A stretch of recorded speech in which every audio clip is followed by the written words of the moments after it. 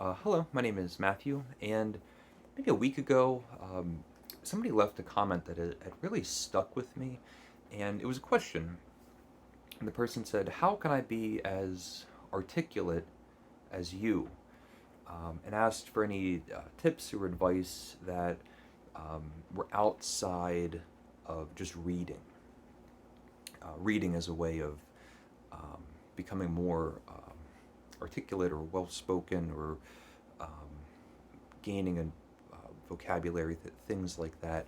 And one of the reasons that it stuck with me is that someone was expressing that I'm so articulate, which is not something that um, would I would not describe myself as articulate. And in that way, I don't think I'm a very good person to try to give tips or advice um, um, as if I'm a very articulate person and I have um, bits of wisdom. But I am someone that for a very long time, years and years and years, um, it has been a goal of mine to be well spoken, um, to try to improve my manner of expression. And reading, I think, um, ignites that that feeling that you want to express yourself clearly, persuasively, to have a command, to be interesting and entertaining, to have an awareness of your audience.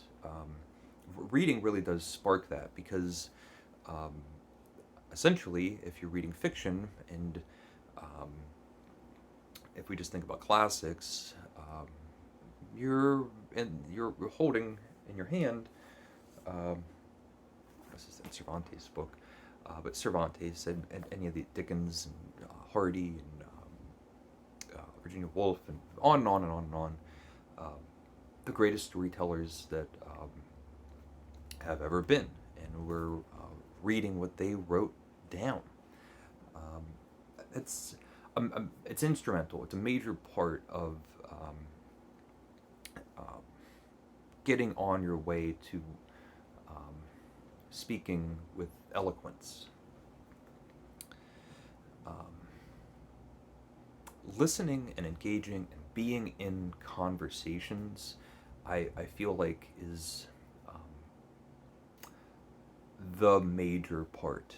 It's being around people. Um, I know my preference often is to be with people that are older than me, um, not necessarily smarter or anything like that, but um, people that have more experience. And you'll learn very quickly that pretty much anybody, smart or not, or well read or not, um, if they know what they're talking about, whatever the subject is, if they know what they're talking about, um, and have experienced it for a long time, and have emotional investment, they will express themselves very clearly. And uh, you don't get that from just reading books. You have to um, sit with people that start telling stories. And I know for me, um, in contrast to that, to be able to sit and um, uh, listen to interesting people talk about ideas or stories or the news of the day, um, in contrast to that is um, when it's your turn to speak and to recognize your audience. And I sometimes see people that are just speaking for their own sake and kind of forget to have a point. So, being articulate and having a really good vocabulary and talking in all the right ways, you also have to be interesting and entertaining and um, the ideal situation is to be talking in paragraphs instead of sentences. And so um, you have a thought that you're getting to, and you're speaking to get to that point. And the moment that you're talking, and anybody, including yourself, start thinking, what am I talking about? What's the point of me speaking right now? Is vastly important. Um, if if you know, if you're aware um, that you're taking someone's time um, with your babbling, and keep that in mind, then you're going to sound more well spoken and be more persuasive um, when you're getting to a point. There's a reason why you're speaking. And I know for me, I made a decision about 3 years ago, whenever I started making videos, to by and large speak extemporaneously. I just turn the camera on and I just start talking. And it's not because I'm some great speaker. I don't have any experience with public speaking. I'm most comfortable in a one-on-one situation where it's me and my friend Ben, or me and my friend Kevin, um, one-on-one. My old friend Bob, um, and now I'm all by myself. And I hope that I'm still a better speaker one-on-one. I'd hate to think that I do my best speaking while I'm completely alone.